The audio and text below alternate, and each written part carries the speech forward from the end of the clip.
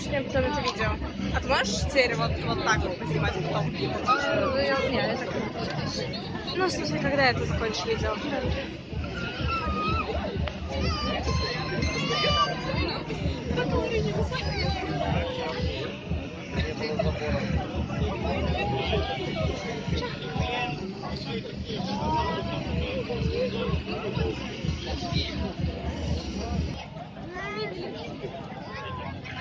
Нет.